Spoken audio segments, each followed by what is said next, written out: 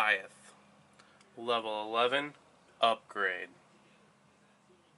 Hello everybody, my name is Tristan, and today I'll be installing the RPM shock towers and adjustable body mounts onto my Traxxas T-Maxx Goliath.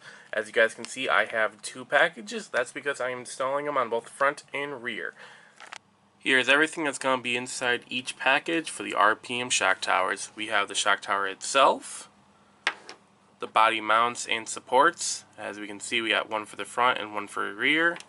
We got the instructions, stickers, hardware, and then the packaging. So with all that, we can open up the second one and move on to the RC. To make this process much easier, I'm going to be removing my roll cage, and I'm going to be moving the front and rear bumpers. That's easily done by removing the two screws that hold both the roll cage and bumpers to the bulkhead.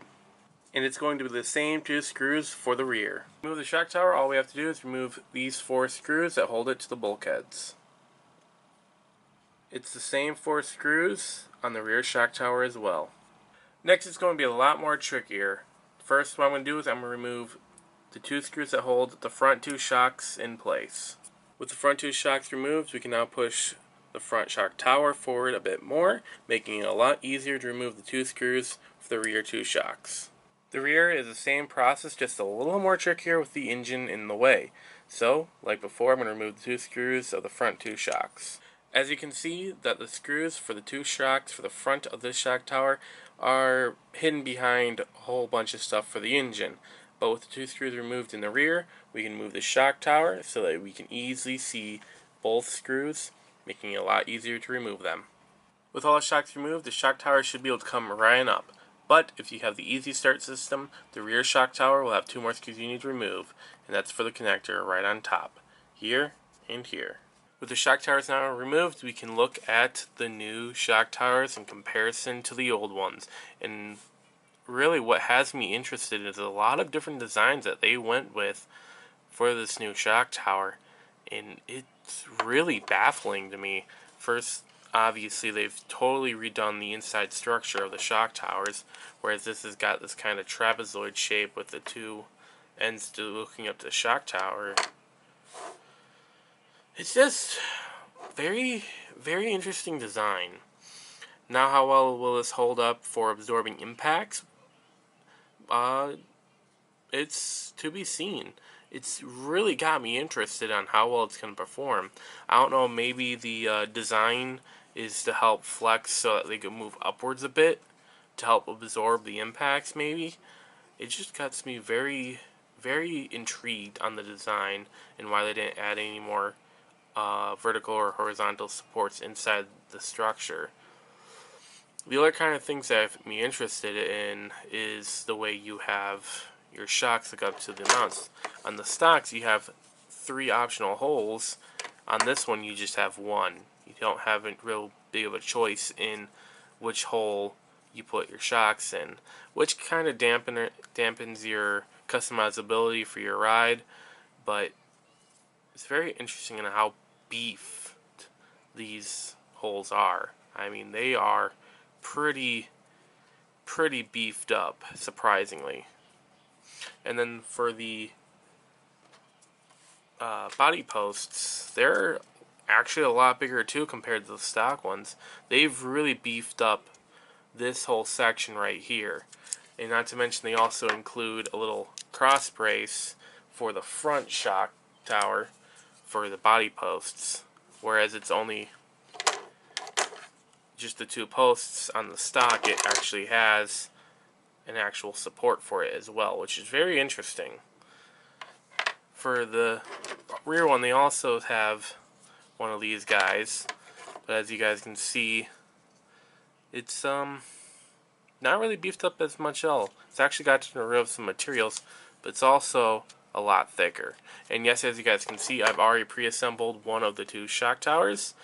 This is for the rear one. As you can see, when you guys go to put the posts in place, as you can see, they have some locks in the tops.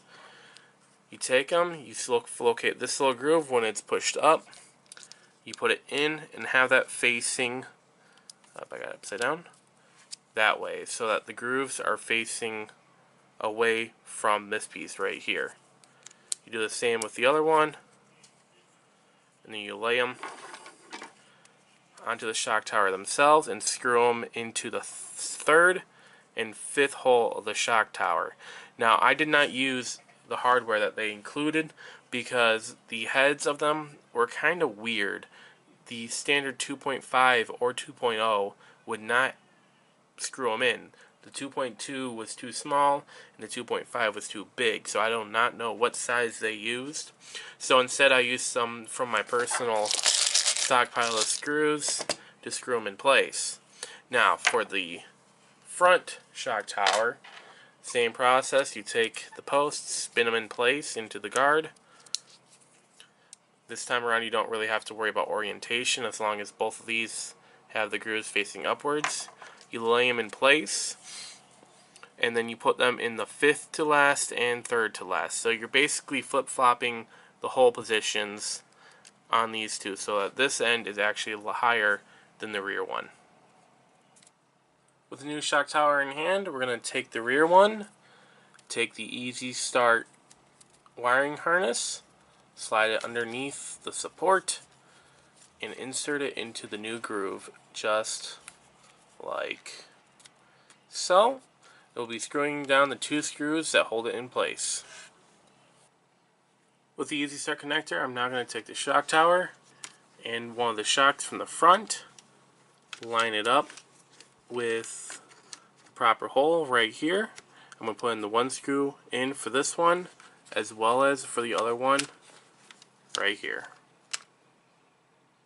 With front two shocks on the shock tower in place, we can now take the two for the rear, put them over the holes where they're supposed to go, and screw in the two screws that hold them on.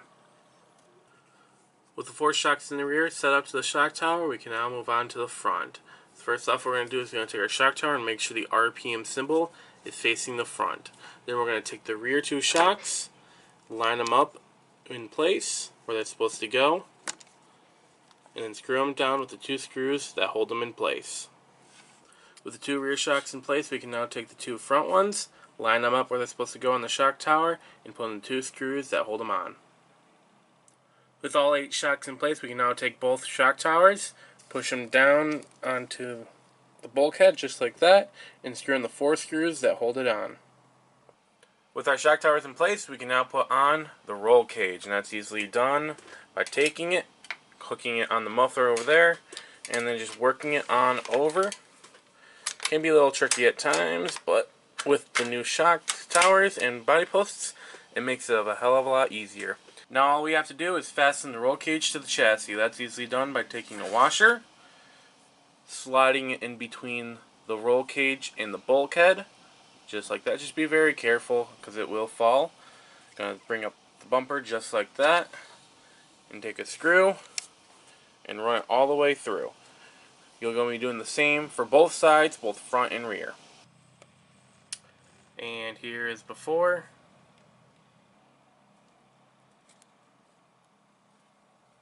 And here's after, guys. Check it out. I gotta say, these are looking awesome.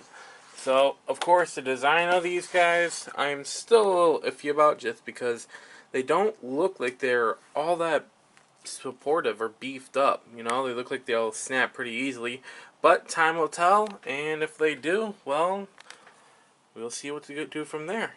Because that is very, very intriguing on the design that they chose.